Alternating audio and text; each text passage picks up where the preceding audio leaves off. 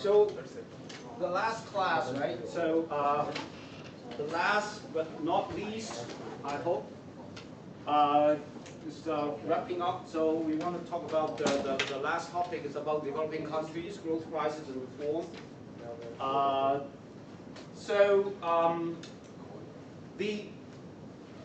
We have been talking a lot about developed countries, often use U.S. as an example, and then yen, all this exchange rate are developed economy exchange rate, because I think partly because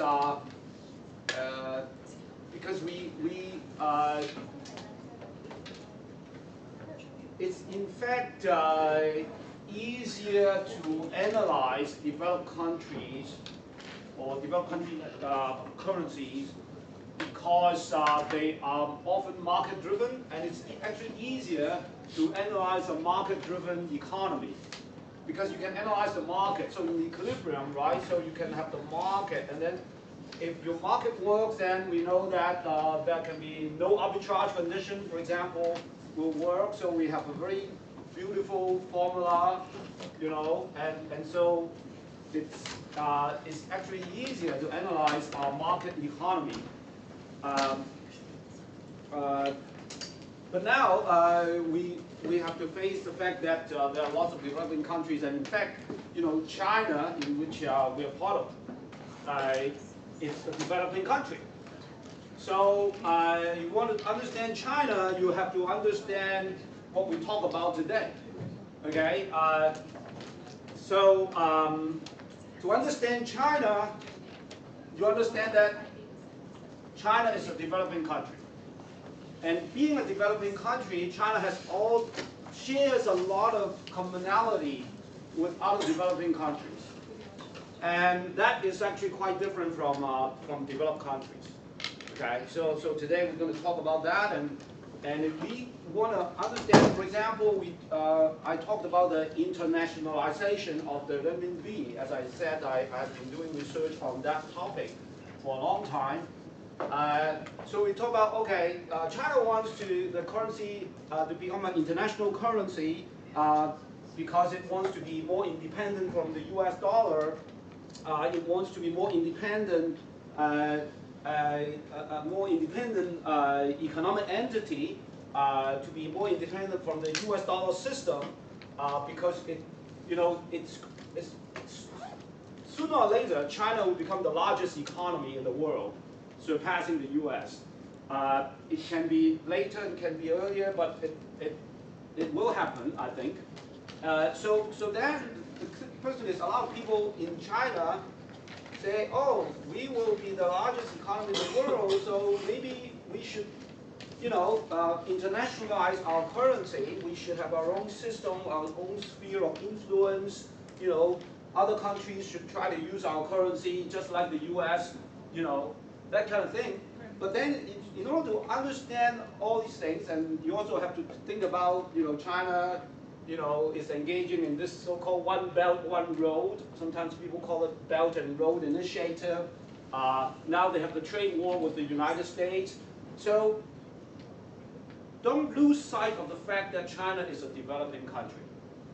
Okay, there are lots of things that China that shares with other developing countries. So it's not so. For example, the internationalization of RMB is easier said than done. Even if you're the largest economy in the world, doesn't mean that your currency will be used internationally, because there are lots of other things which we'll actually talk about in a moment. The institution needs to be mature. The financial market needs to be very well developed. The financial market needs to be deep and broad, and large and deep and broad, liquid. Your current account, you need to have a relatively free flow of capital across your border. You need to have a good rule of law, enforcement of the law, bankruptcy laws, good regulation of the banking system, all sorts of things has to come in order for you to be a mature economy, and therefore for other countries to use your currency. You see, and that's a long, long way to come.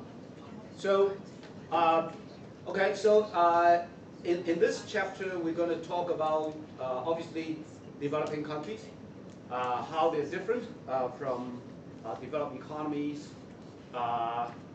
and so on. So we first of all talk about rich and poor countries. We're going to talk about what we call the original sin problem, and then we'll talk about some what we call the crisis triplet, which I think from set 6 already asked you to discuss about it.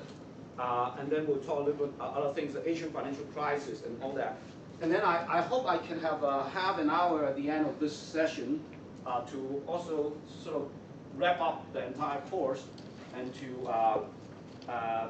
give you some hint to how to do macroeconomic analysis. That will be relevant to your final exam, of course. So if you see a problem, how do you analyze it? Okay. So I hope I will have the last half an hour I'll devote to that. So I think I will. I only have 15. Well, actually, I only have 40 minutes for me to talk about these slides. I think I have enough time. So we all know there are rich countries, poor countries, and the income gap is very, very large, very, very large. Low-income countries are, really low-income countries are in, sub-Saharan Africa and all that. And then China is slightly above that. China is actually getting into more and more higher and higher, maybe somewhere right in the middle. And then you have the high-income countries, a really, really large difference in per capita income. So we're really talking about, I don't have do I have the numbers here? I think I do have some numbers. So per capita GDP, so you're talking about the high income country and the really low income countries it's just ridiculous difference for per capita income. The high income country has a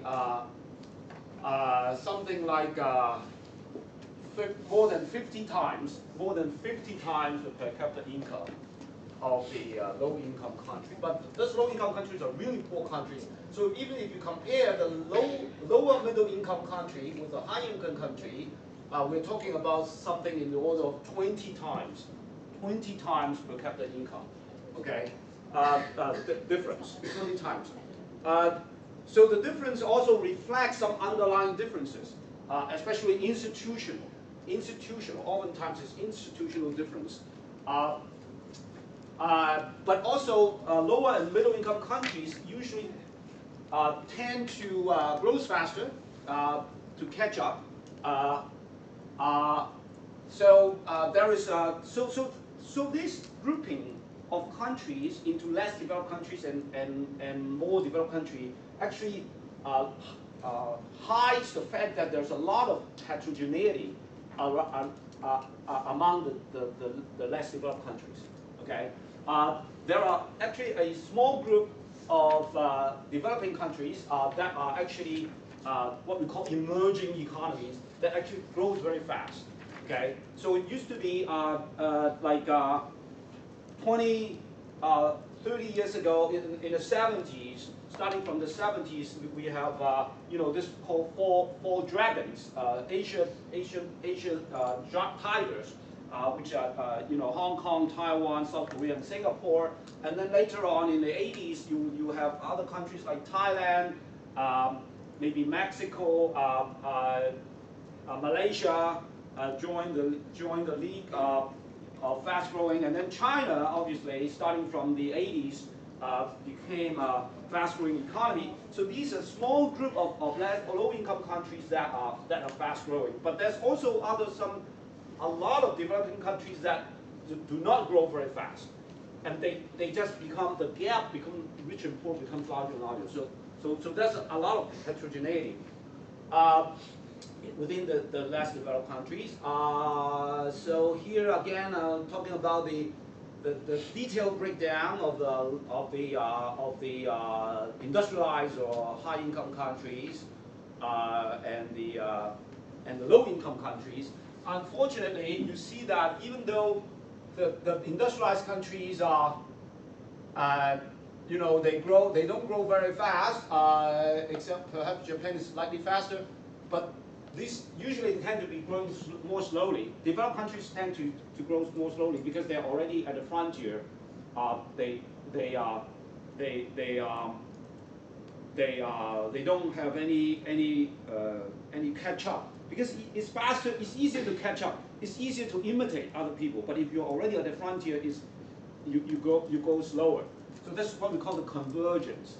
So the emerging economies will catch up with the frontier economy, and they grow faster because it's easier to imitate than to innovate. So, but unfortunately, there's a group of very poor countries that actually are poor but also grow very slowly. So that is a big problem for the world, actually. So you can see this is just some breakdown, and there are some very in Asia that emerge quite a few fast-growing economies. So Asia has been the poster child of emerging economy in the last few decades. So less developed countries, they also, as I said, reflect the institution. So what causes poverty is a very hard to answer question. I mean, there are many reasons why countries are poor, but oftentimes institution is a thing, and also history, you know, history makes a big difference, but history also determines the institution. The institution actually is determined partly by history, right? So,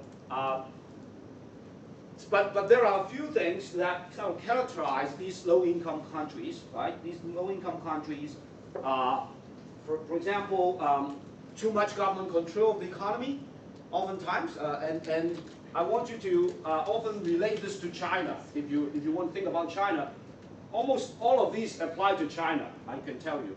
Okay, so too much government control of the economy. Well, China doesn't restrict on trade anymore, but it actually have more. It has control. It's a lot of state-owned enterprises. It's still controlling. The states still control the banking system. The interest rate is not totally market determined. There is capital control. The exchange rate is not totally market determined. Of course, the exchange rate doesn't have to be market determined. So I don't actually mind too much about the exchange rate control, exchange rate management. And then there is you know, a lot of government control. Macroeconomic policy oftentimes is unsustainable. Now, this one doesn't apply to China. Okay, it does apply to other developing countries, but the Chinese government tend to be more disciplined in this regard. They there's low inflation. China basically a low inflation country, and is able to maintain high employment. But there are many other countries that are not like that. Many developing countries, especially if you refer to some experience of Latin America in the 80s, they have a lot of problems. The debt problem, in Latin America in the 80s. They have this the crisis triplet that we talked about, that you talked about yesterday. Is actually oftentimes related to the Latin American experience in the 80s. They have debt problems, and then banking crisis. They have debt crisis, banking crisis, as well as balance payments crisis, the triplets. And oftentimes, these governments, they try to. It's hard for them to collect taxes because the system is not very well developed to collect income taxes or corporate taxes. So oftentimes there's tax evasion by the firms, so they cannot collect enough tax, and so they have to. But the governments still need to spend, right? Because there needs to be a lot of government programs, right? So you have to build a hospital, you need to have build roads, and then you have to. There's a lot of entitlement programs, right? So the government needs to spend money, but it doesn't have enough revenue. What does it do? So it just issue debt, issue a government bond, issue debt, right? So run current account, run fiscal deficit. But when you run fiscal deficit, you who's going to buy those? Who's going to buy those government debt? Well, they just ask the central bank to print money to buy those debt. So basically, what we call monetizing the debt. So in effect, it's just the government just prints money to finance its expenditure. So as a result, there's inflation, right? Because with the money supply increases inflation, and then you have also you have inflation, right? And also there's also government deficit, high government deficit, and so it becomes a problem. Inflation becomes a problem in many Latin American countries in those days. Financial market is thin, not well regulated. Enforcement of law and regulation also. Now this 3 and 4 applies to China. 3 and 4 applies to China. China also doesn't have a very good well-developed financial market. It's improving, but still immature. China, like other developing countries, have this sort of what we call financial repression. Financial repression, whereby the state will control the banks and keep the deposit rate low. They keep the deposit rate low so that saving can be so the industries, so that the state-owned enterprises can borrow at very low interest rate from the banking system, whereas depositors got paid very little. So this is called financial repression. In many, this is a characteristic of many developing countries, including China. It's improving, but it's still not totally get out of it. This is very common in developing countries. Because they want to industrialize. They want to industrialize fast. So they basically just force the domestic households to save at and pay them very low deposit rate, and the industries can borrow at very low interest rate, and the capital cost is low, so they can invest more. So it's like that. Now economic laws and regulations also applies to China. The problem is that even though there's a lot of laws, but are they enforced? They are often not well enforced. If you have learned, if you know about China, you know that people say, okay, suppose somebody owes you some money. According to law, you should be able to sue that guy and then get back the money. But the thing is that the procedure is so complicated, and the court system is so inefficient, so it's not even worthwhile to do it, to sue the guy or try to get back your money. So the law is there, but how can you get it back? How can you enforce it? It's a big thing. It's a big problem. So a lot of laws, when we talk about property rights, intellectual property rights, bankruptcy law is actually very, very important.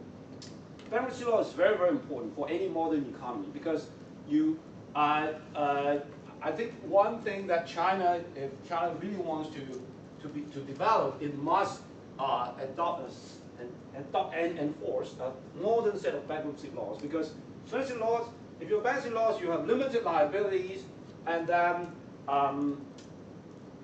you, when a company gets into trouble, it becomes bankrupt. But bankrupt doesn't mean death. So modern bankruptcy law basically says that bankrupt is not equivalent to death. So bankrupt actually allows, it gives you an opportunity to restructure the company and to delay the repayment of loans. If the restructuring is successful, then the company becomes profitable again and be able to pay back the debtors. Okay, even though temporarily it has some cash flow problem and therefore goes bankrupt. So this go back to like in the United States, there's something called the Chapter 11. Okay, so that Chapter 11 is basically that, you know, you restructure a company and all that. So that kind of thing is badly needed in developing countries. Tax law, you know, banking, financial regulation, that's very clear. And then underground economy relative to official GDP. So that underground economy is not a big problem for China, but in many other countries there is. And also the literacy, numeracy, and all that. This kind of thing, fortunately, is 6 also doesn't apply to China. Actually, interestingly, China is actually a kind of exception. China, even though it's a developing country, still a middle income country, low middle income country, but it's actually very high literacy. And also high life expectancy, actually. So it's a little bit outlier for China in this case. China actually has a lot of university graduates. A lot of university graduates as a percentage of population. That is also distinguish it from the other developing countries. So corruption. Corruption, you can guess, right, that, usually by casual observation, you see that richer countries usually have less of a corruption problem. But why? Well, again, it's not simple to explain. Okay, can you say that because the country is corrupt, therefore its income is low? Because income is low, therefore it has more corruption? Or is it possible that there is actually a third cause that actually cause both high corruption and low income? So there are possible explanation, other possible explanation, right? So but what we see is a positive correlation between a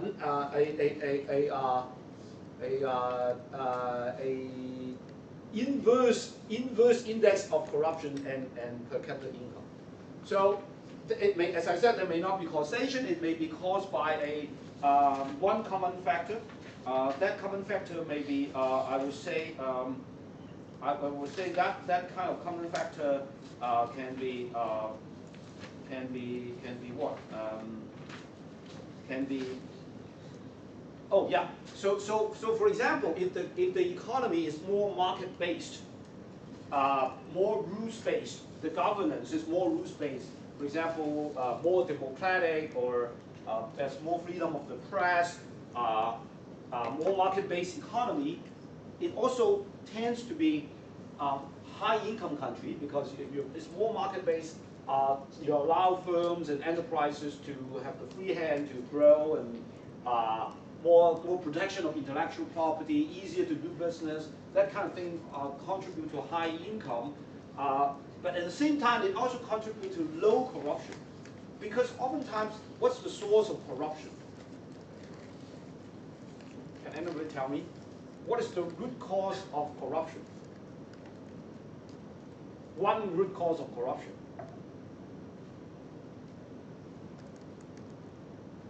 Yeah. Weak enforcement of weak enforcement of law and regulation. Okay. So can you explain more? Why? Why that would lead to corruption? Because if you have laws, but they're not enforced properly, then the good guys won't do it, but the bad guys will take advantage of it. You mean the guys, the government officials will take law in their own hand or something like that? So so they become the.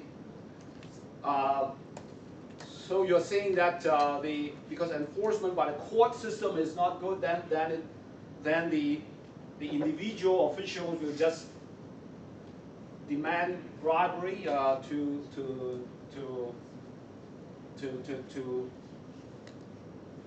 make decisions. But yeah, but that's a root cause. I want you tell me the root cause. One possible root cause of more. Why is this more corruption in a country where, you know, for example, it used to be China, and even now I think it used to be a lot of corruption in China, and also other developing countries. So what do you think one of the root cause of a lot of corruption in China? Let's say 10 years ago or 20 years ago. What do you think is the root cause? One root cause of a lot of corruption. Can any yeah? Ethics. Okay, okay, ethics. Ethics. Okay. You know, Chinese people are particularly unethical. Is that what you say? That cannot be true. Yeah. Maybe some transparency. Transparency. That there are like too much power at one place. Okay. Lack of transparency. Okay, lack of transparency will lead to the government not accountable to the people. They may lead to some wrong policies, but corruption. So how? Like if they don't think they will be caught by doing so. Okay, they don't. Oh, I see. There's no. Oh, I see. Okay. Transparency. Okay. Okay. Right. Well, people could be held accountable for their actions, but with less transparency, you can actually get. Okay. I see. Transparency. Okay. So I thought when oftentimes when we talk about transparency, we say lack of transparency in policy.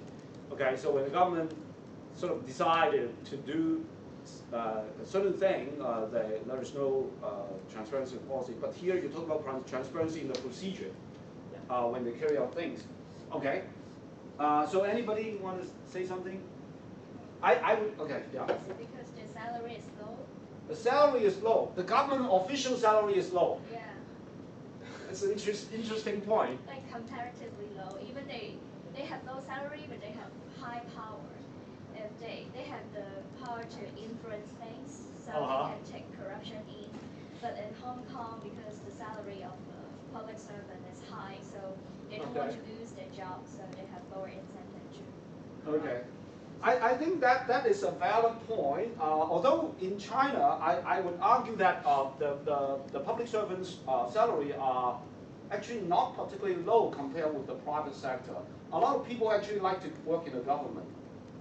They actually like to work in the government, even 10 years ago or even 20 years ago.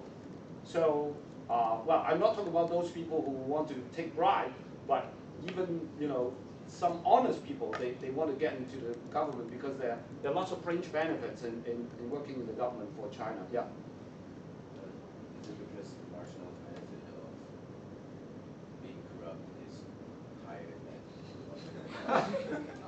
Marginal benefit of being corrupt is higher. Why is it higher? I mean, there's weak enforcement and no transparency. Right. You can potentially gain a lot while receiving a little. Okay. Versus you don't. Risk, okay. Yeah, okay, I see. Transparency. So you're also going back to enforcement and transparency. But let me just throw out one point which many people would not be aware of. Is there's too much government involvement in the economy, too much government intervention in the economy, in fact, will create corruption. You know, what we call rent seeking. Do you know this term, rent seeking?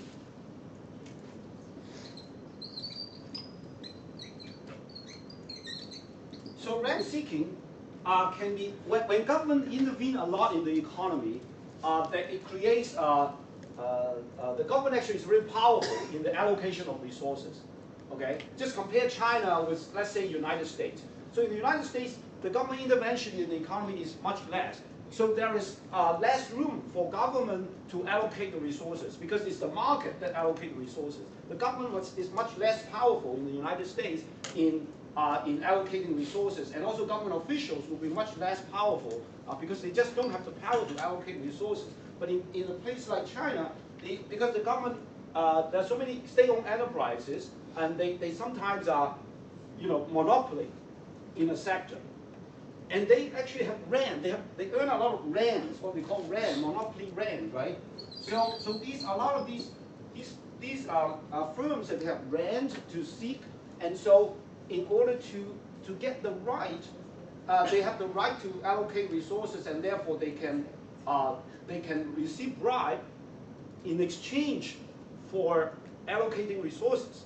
You see, so so more government intervention means more opportunities for corruption, more opportunities because of the power of the government to allocate resources, and the government controls the rent. The government officials actually controls a lot of rents. There are lots of rents in the Chinese economy.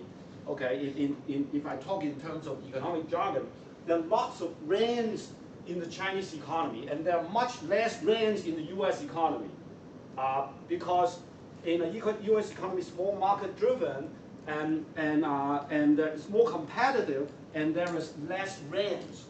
If there are less rents, and if these rents are less controlled by, there are less rents, that means that there's no opportunity for governments to get in, to be involved. Yeah.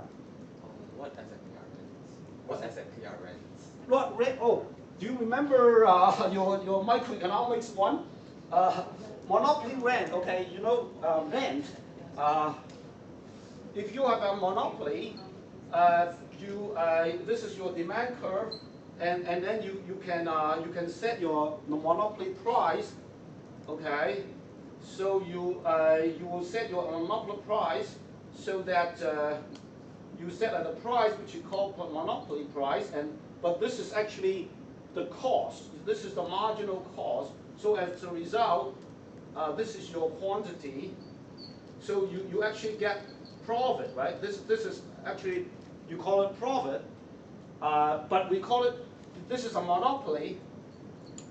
So if it's a perfectly competitive economy, then there is no such rent. This is actually, you call it profit, but it's also rent because in a perfect competition, this is the marginal cost.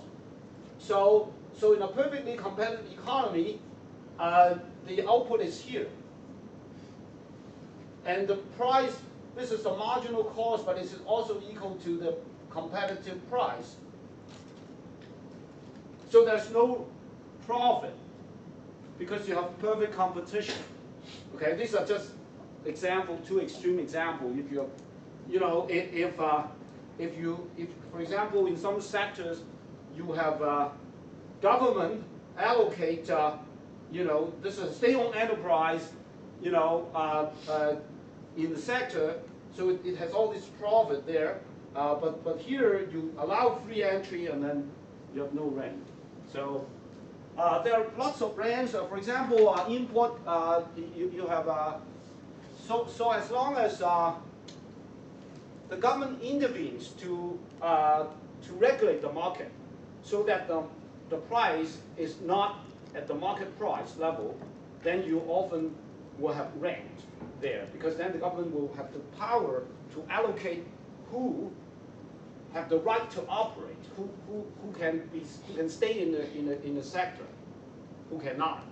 So this doesn't have to be one company. You can have like just 2 companies or 3, just oligopoly. But still, there would be rent. You see, and then the government will have the power to allocate which 2 companies who will be the, controlling these two companies or three companies, instead of just allowing the market to just, enter, just let the market work. This is what the U.S. does mostly. I'm not saying that always, but often, you just allow it to enter. So, okay, borrowing and debt in low income countries. So let me say, let me just go into this debt crisis stuff. Okay, so I wanted to talk about this crisis triplet. Okay, so we know one very important identity is that saving minus investment is the current account. Okay, so always remember this. So the current account, at the end of the day, actually boils down to saving minus investment. Okay, so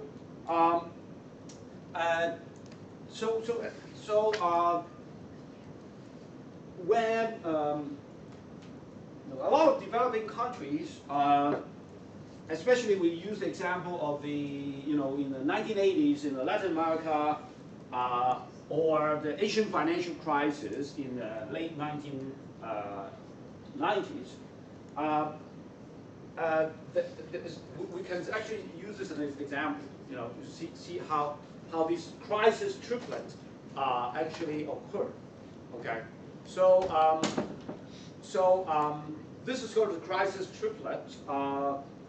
You have a debt. These are three types of crisis, right? Debt crisis, balance of payments crisis, and banking crisis. They can occur together and reinforce each other. So how they relate to each other. So you have the debt crisis. It can be self-fulfilling. So the debt crisis comes from the fact that there's some fear of foreign investors that the country, either the government or the enterprises in the country cannot repay the debt. There's some fear,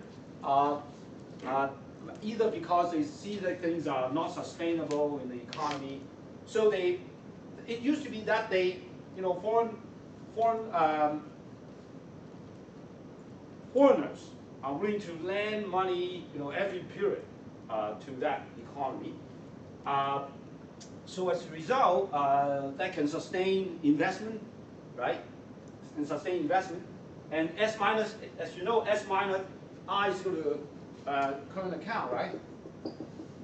So so it used to be that foreigners are willing to lend money to you, so you can sustain a high I, even though your S may not be very high. In fact, sometimes your S is less than your I, so that your current account deficit.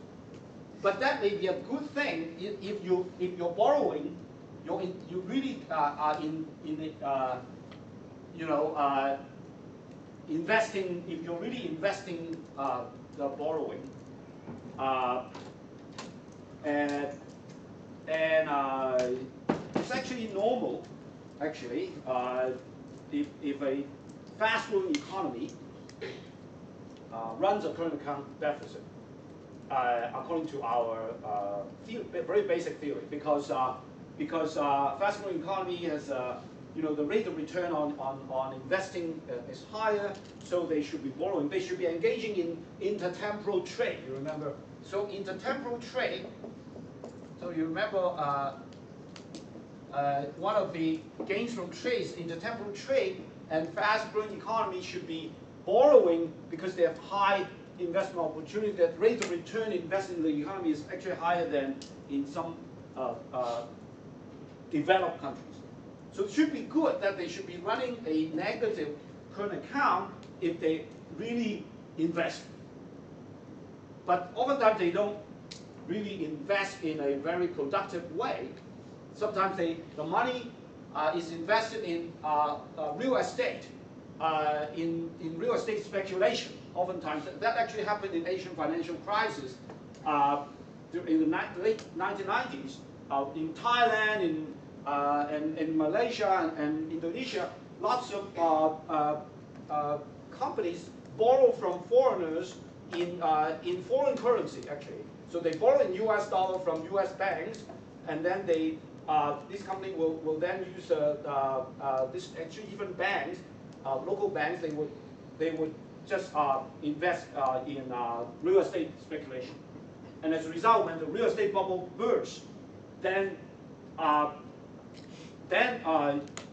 you cannot pay back the foreigners. The foreigners actually see that coming, so they fear, so they stop lending. When they stop lending, that you have what we call a debt crisis. If they stop lending, what happens is that your I will be much smaller. Okay, and then your current account will have to turn into positive in order to sustain that, right? So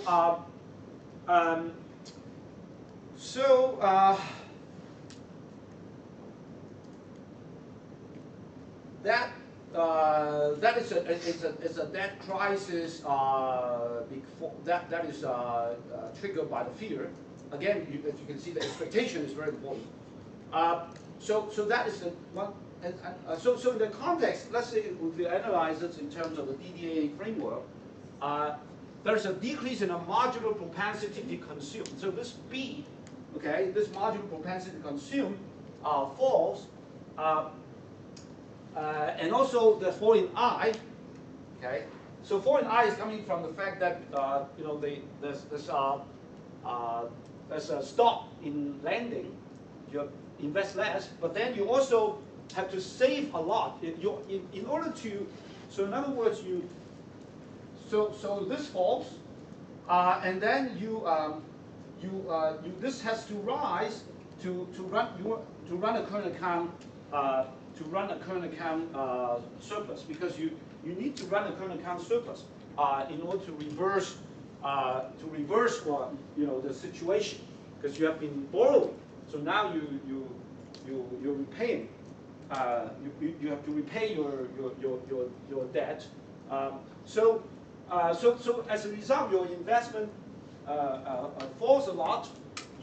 In order for the savings to increase, your marginal propensity to consume is much lower, meaning that people cannot, they don't consume because it's a bad economy, right? You don't consume very much, so your saving increases.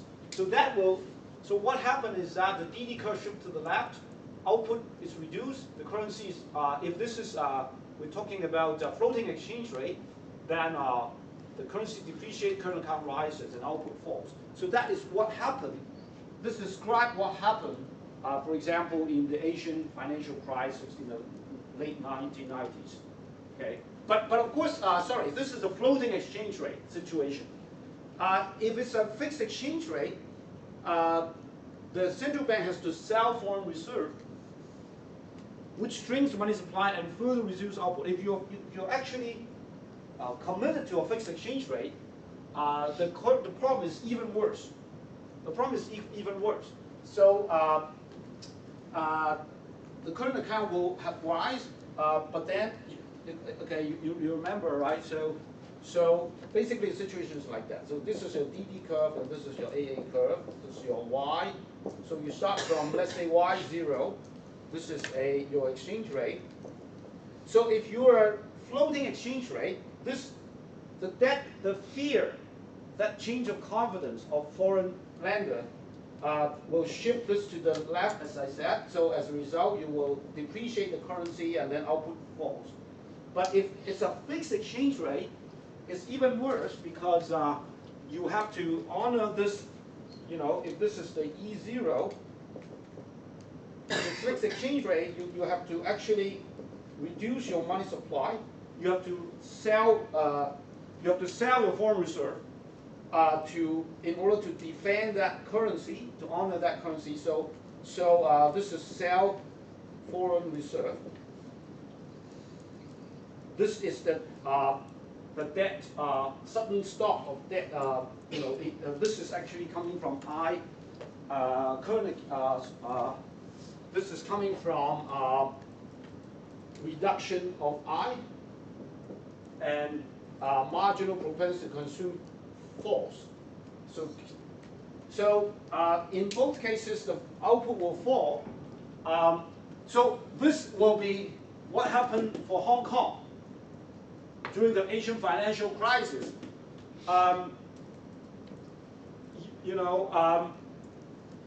So there would be like a place like Hong Kong, you have a fixed exchange rate, but the previous one would be, if these other countries, most of them are not fixed exchange rate, but they are still kind of, countries like Thailand or Malaysia or Indonesia, it's not fixed, it's not a currency board, but then they still have a managed exchange rate.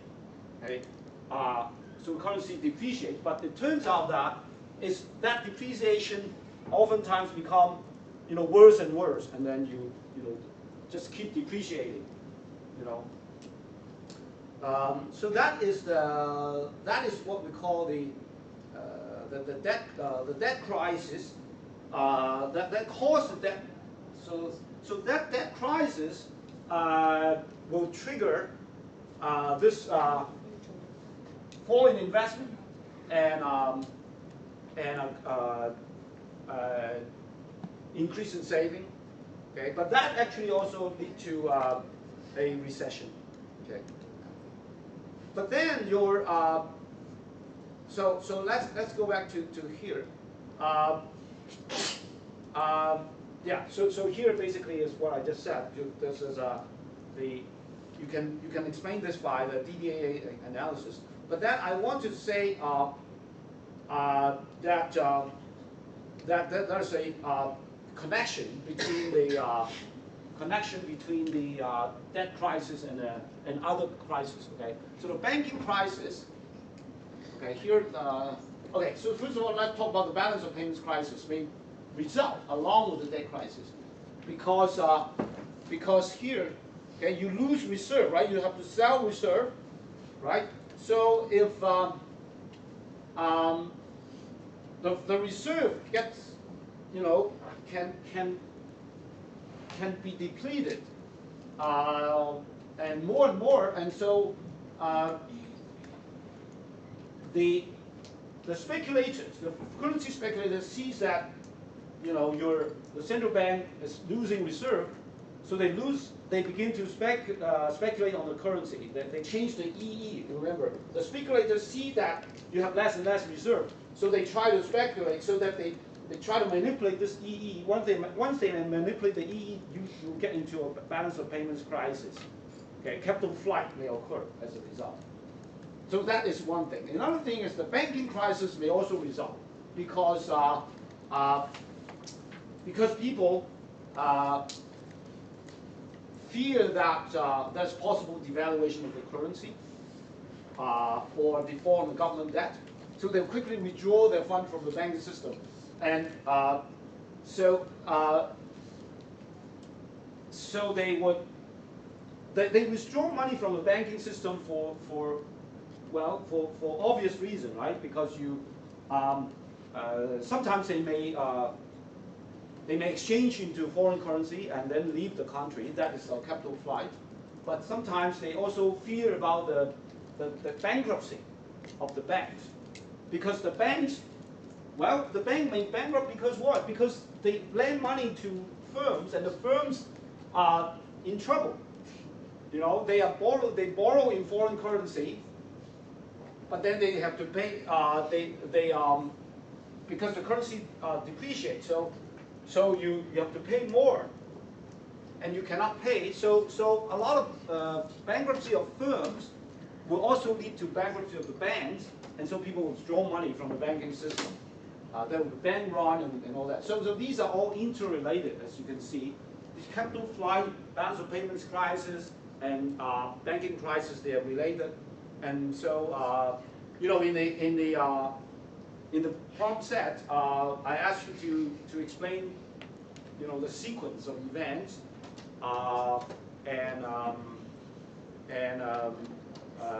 the sequence and what happened one after the next. So yeah. So is that clear? I think you have already done the homework. So I think this becomes just very. So another thing I want to talk about is the financial flow. To make the long story short, developing countries, when they often need to borrow money from foreign countries.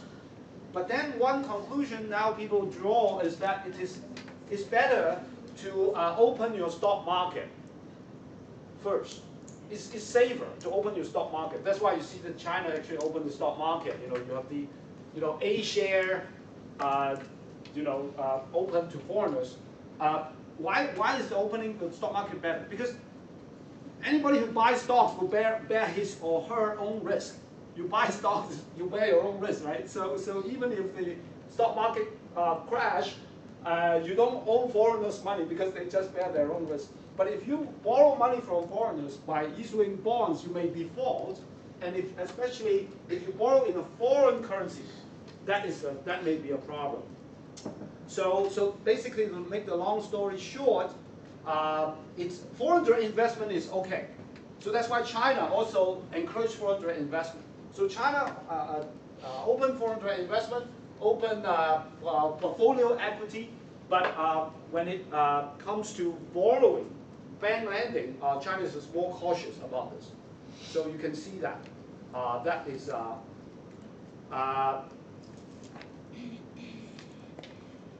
yeah. So the idea is that so basically we're saying that equity finance is safer, okay, for developing country. And lastly, but related to this, is what we call the original sin. Okay, I'd like you to understand this point. This so-called original sin is a term coined by this Berkeley economist called Barry Eichengreen, and basically they say it seems to be a structural problem that poorer countries, when they borrow internationally, they usually cannot borrow in their own currency.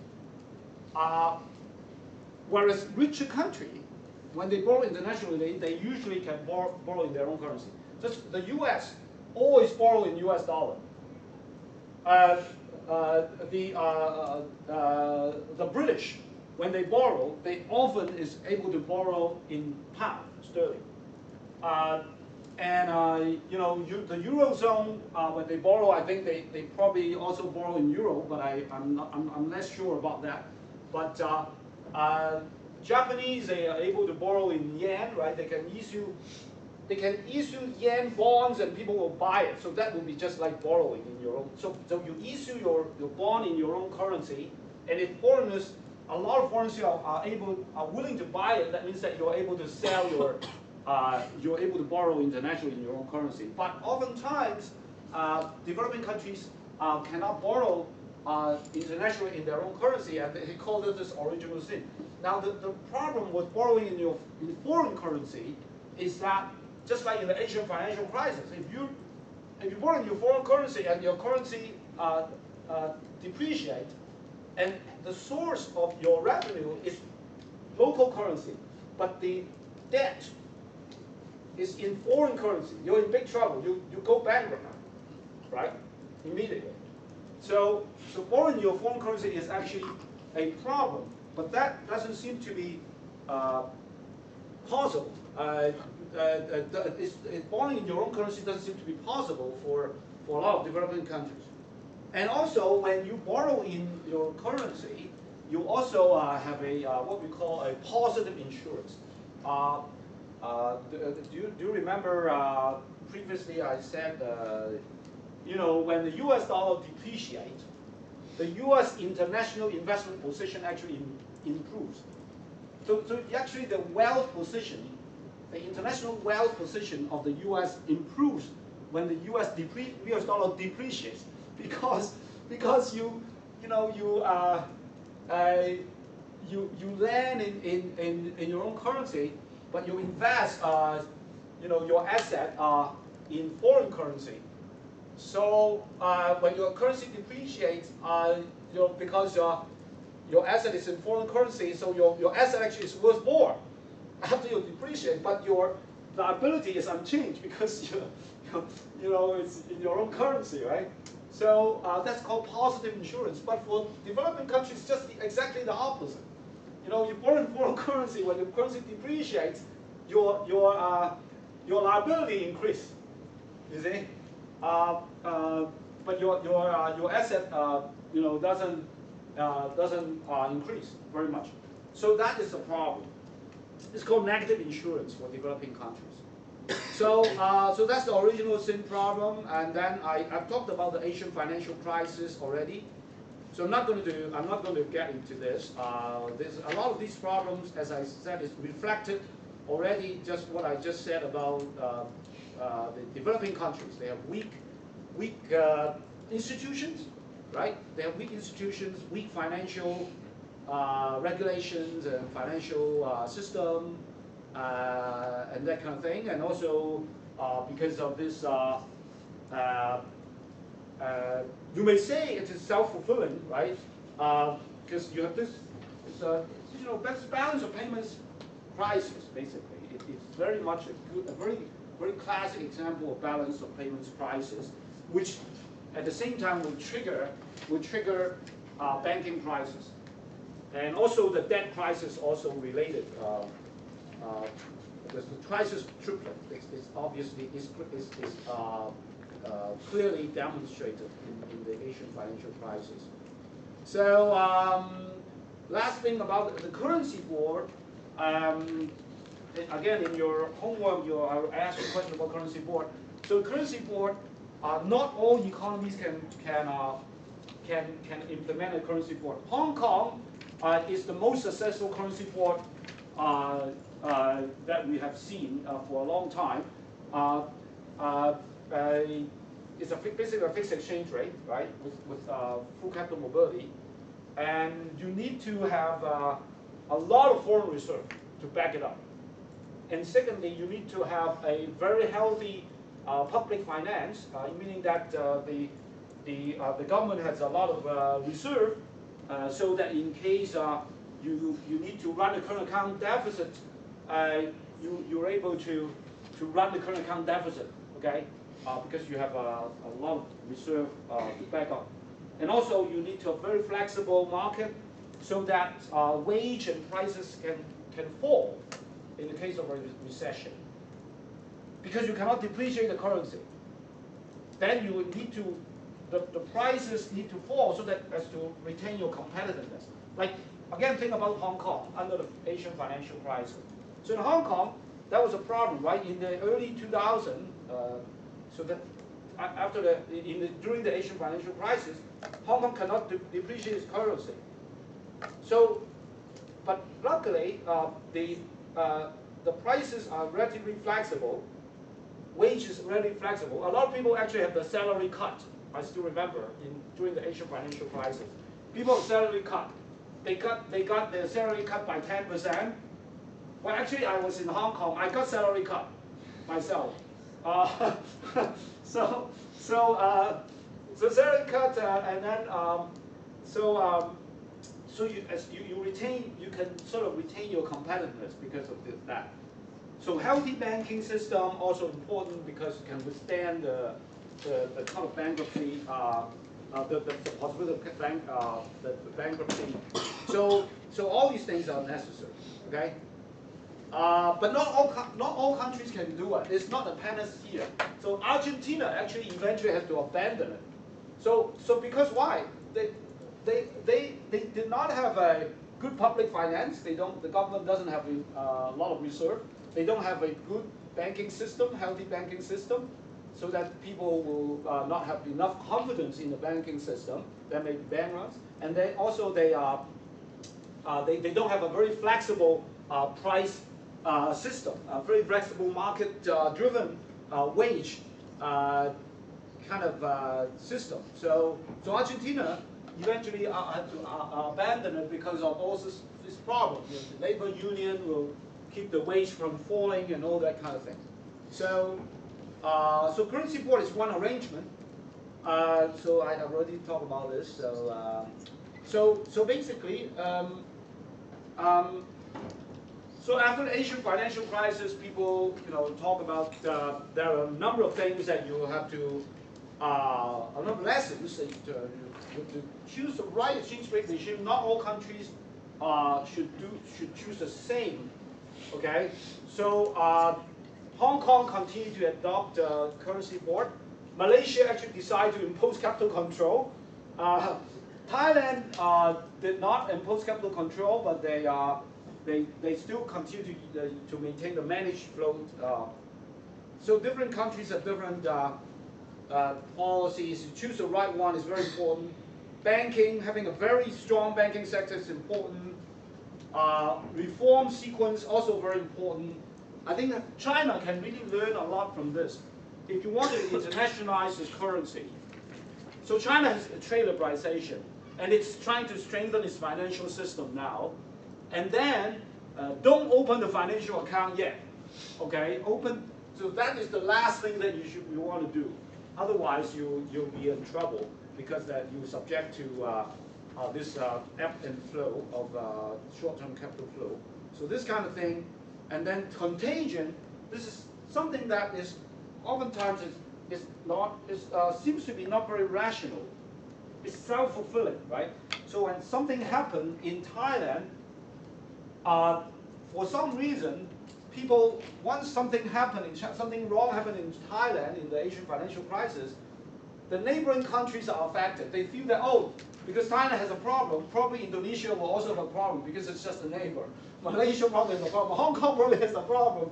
So the whole region, in fact, they just don't distinguish. People just don't distinguish among it. It's very self-fulfilling. Even South Korea got a problem, and eventually Russia got a problem soon after that. So it's this kind of so-called contagion. It's not rational, but it's self-fulfilling. So I don't know what is the implication of that. So you just, well, what is the policy implication? I don't know what's the policy implication. What it means is that you have to bear in mind that people are irrational sometimes.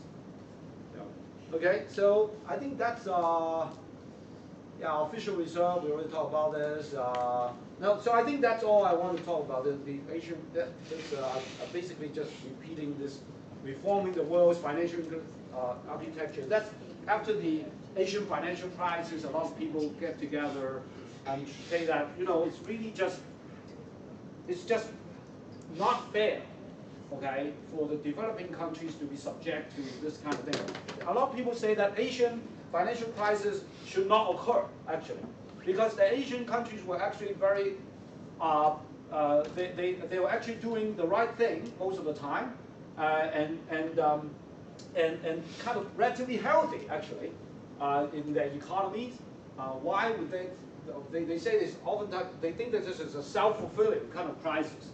Okay, and then the IMF actually did not do the right thing. The IMF actually requires the Asian countries to cut their public finance, cut their government expenditure, which actually is not, it's just, they should be doing the opposite thing because you want to increase government spending to stimulate the economy. But the IMF actually requires the countries to cut government spending. So there's a lot of blame being put on IMF. So there are lots of things after that, and then people actually say that there are lots of suggestions about how to reform, but that would be you can just read it yourself. Yeah. So was Chile case considered a successful example? Successful example of what? Of reform. You mean an example of a country that's successful? Yeah, doing these different. I would say China is actually going in the right direction. It's doing it. China is doing it actually. China is going in the right direction. I think countries like I think Thailand has been doing it. So they really did learn the lesson, and they actually accumulate more and more foreign reserve. That's one thing they definitely have done. They accumulate a lot of foreign reserve. Okay, you can see it very clearly. Yeah. And they contagion banking. I think China has been following this very well. the banking system. China also has been trying to strengthen its banking system. Right exchange rate regime. I think they do learn a lesson. So some countries, different countries choose their own way. But yeah, so I think if you're successful, I think China is definitely rather successful, even though it hasn't completed it. Yeah. Right. Okay. Any questions? Okay, so that's basically it. That's the end of the course. Okay. Do you have any general question about the? Let's do no more. That's the end of the course. So do you have any general question about the course? So we cover a lot of ground, right? So it's a step-by-step approach. So in terms of modeling, analysis, I think you should always start with the DDAA analysis, okay? So let me just give you some overview about maybe here is a file that in fact I have it's actually posted on Canvas. So I'm not going to give you the hard copy because the soft copy is posted on Canvas. So toolkit in international macroeconomic analysis. Okay, so in case you're given a problem to analyze, okay, so you start with the DDA analysis because that's the final step that we have learned. We build it up and then we get to the final step is the DDAA analysis. Okay, so the DDA analysis, underlying the DDAA diagrams are, things like the Keynesian cross diagram. Okay, the Keynesian cross diagram determines that there's a DD curve, which is upward sloping. And then there's the combined foreign exchange market and money market diagram, which determines the AA curve, which is downward sloping. Okay, you bear in mind that underlying the DDAA analysis are these markets there. Okay, and sometimes in the final exam, for example, I will ask you to analyze certain thing. Let's say I'll ask you, what happened to the interest rate? In order to talk about what happened to the interest rate, you cannot just look at the DDAA. You have to look at the underlying thing, because the DDAA only tells you what happened to the E and the Y. But then if you look at the underlying, underlying asset market, you can see actually what happened to the interest rate. You see, you can see what happened to the money market as well. Okay, so remember that. Is it clear? Right? And then the central bank balance sheet. Remember the central bank balance sheet, the asset side, the liability side. So remember, whenever the asset side increases, the liability side also increases at the same time. They have the same. That's just asset must be equal to liability. And net worth, we assume that the net worth is constant, or you can even assume that it's zero. So, whenever the central bank buys more asset, its asset side increases, therefore its liability side also increases. When its liability side increases, that means the money supply also increases. Okay? So the other day you asked me a question, when the central bank buys asset, whenever the central bank buys asset, it always prints money to buy it. Whenever central bank sells asset, it always withdraw the money from the circulation. Okay? It's not like it's a non-central bank entities don't do that. You and I cannot print money. So when you buy asset, you cannot print money to buy it. Okay? But only central bank can do it. So when central bank buys asset and sells asset, they have a different way of doing it than other people. Balance of payments account, remember these accounts all add up to zero. And remember, use the convention that whenever money flows out, it's a debit. Whenever money flows in, it's a credit. Okay. So when you use that convention, the balance of all of all the account will add up to 0. Okay. So the balance of payments will be, you know what is the balance of payments, right? So it's a reverse of the financial account balance.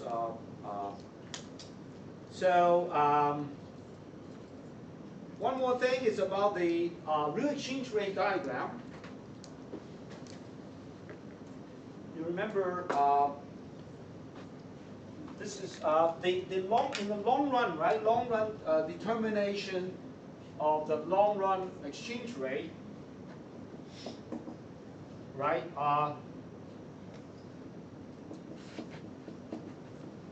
Right. So if the shock is in a real economy, remember you have this relative supply and relative demand curve, and then you have a Q, and then you have a Y over Y star, right? You remember that? Right? So where does this come from? You remember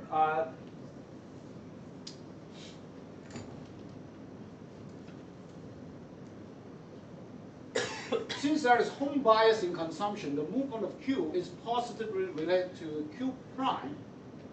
The movement of Q prime is determined the real side of the economy by the RS-RD curve. Thus, Q is also determined by the shape of RD. So there's a very kind of subtle thing here.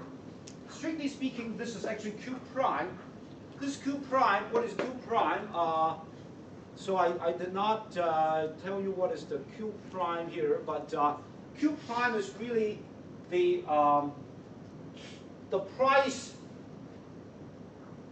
of what you produce, okay, over the price of what the other country produces. Is the price of what you produce, okay? So in other words, okay, this Q prime is equal to the relative price of the goods produced, okay? Relative price of goods produced by home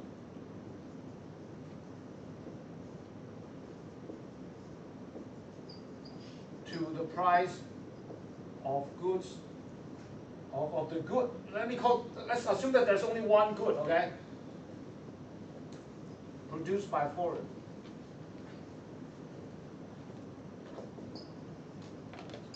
So it's really about production, okay? So what you produce. So this is the originally this diagram is referring to Q prime because these are relative supply and relative demand, right? So these are related to the goods, the relative price of the goods produced. But then the definition of Q is actually about these prices are actually the consumption price. So that's why we need to have we argue that because of home bias, therefore you know, Q prime and Q are actually positively correlated. They are strongly and positively correlated because of home bias in consumption.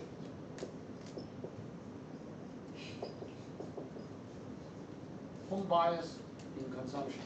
So what it means is that people tend to consume a much larger percentage of home-produced goods. Okay, that is actually very easy to understand, right? So in the long run, this long run E is determined also by this Q. So we can, because of this reason, we can actually just pretend that this is just Q, okay? And then anything that shift this curve in the long run will affect this long run Q, and also monetary factor will affect the right hand side. So that's why this will affect the long run E. Okay. And finally, I want to say that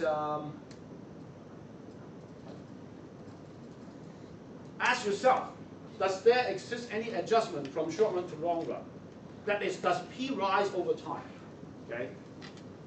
If P doesn't rise over time, I shouldn't say rise, it may be fall. Okay, P may change over time anyway. So if P doesn't change over time, there's no distinction between short and long run, because short and long is just the P changes. Secondly, three sets of concepts: temporary versus permanent policy, long run effect versus short run effect, and anticipated versus unanticipated policy. Three sets of concepts. Okay?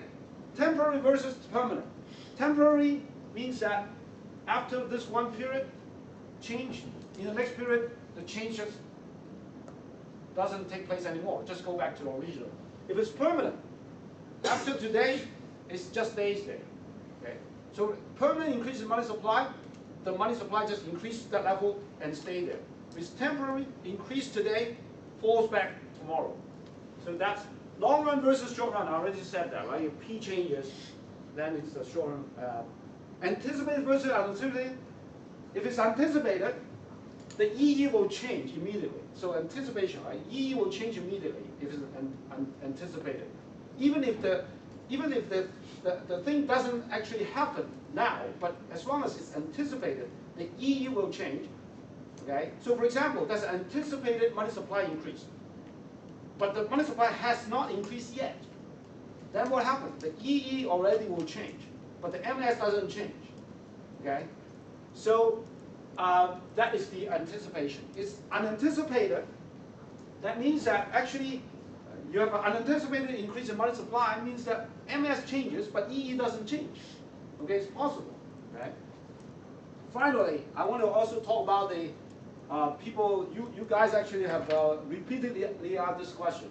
So you say, okay, suppose because it's all money supply determines the interest rate, and therefore if the central bank wants to affect the foreign exchange market, then it can, as long as it affects the money supply, that's enough to affect the exchange rate, right? Because of uncovered interest parity, right?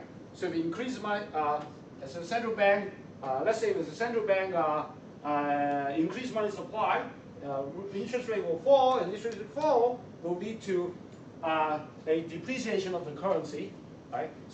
So according to that argument, if the central bank wants to intervene to lower the exchange value of the currency, you simply just can buy domestic currency and increase the money supply. But I say, okay, if you want to do it more directly, it should be buying foreign assets, foreign reserve rather than domestic reserve. So you ask me what's the difference, but I can tell you that it's more effective to do it directly. Okay, so basically the idea is that the central bank should intervene directly into the market where it ultimately wants to influence it, if it wants the action to be more effective or its goal achieved. So I can give you an example here. For example, if it wants to ultimately influence the exchange rate, okay, I give you an example. I think there is an example here. Let me see. There's an example where I say,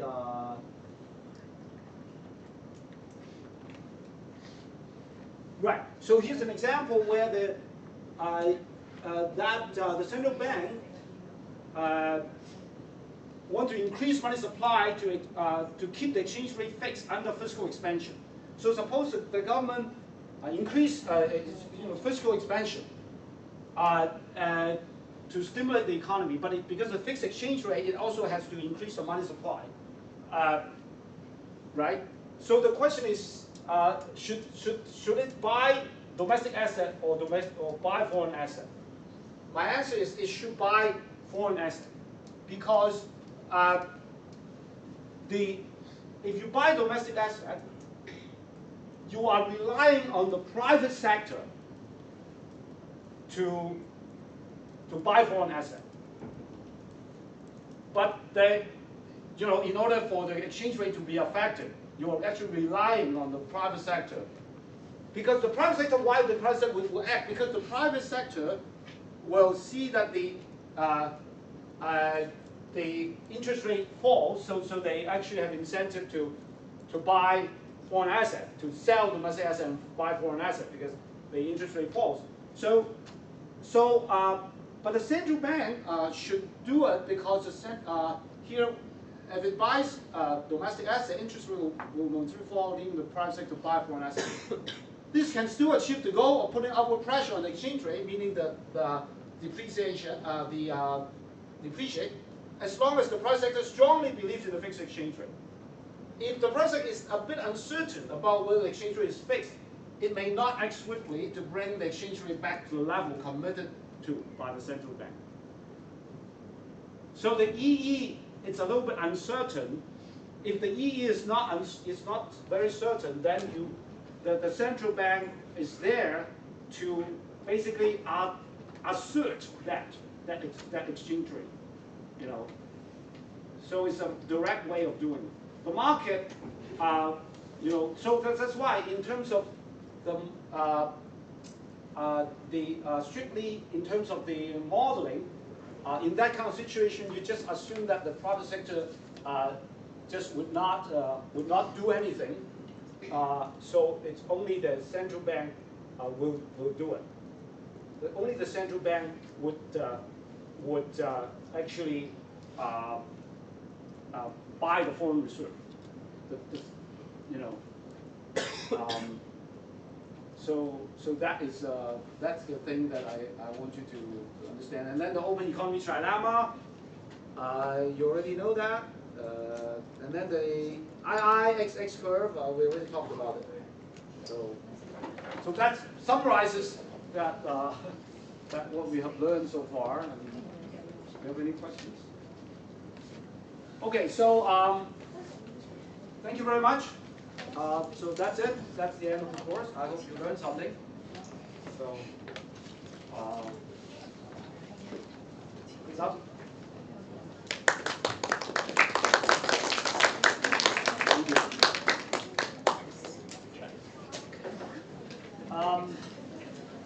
Yeah, I think I will. I'll explain in more detail. I'll send you an email about what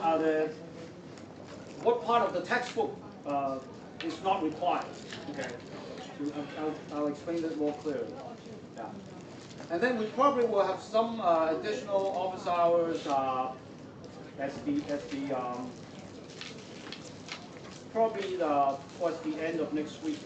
Later part of next week, we may have some additional office hours for you guys. Okay. Okay. Thank you.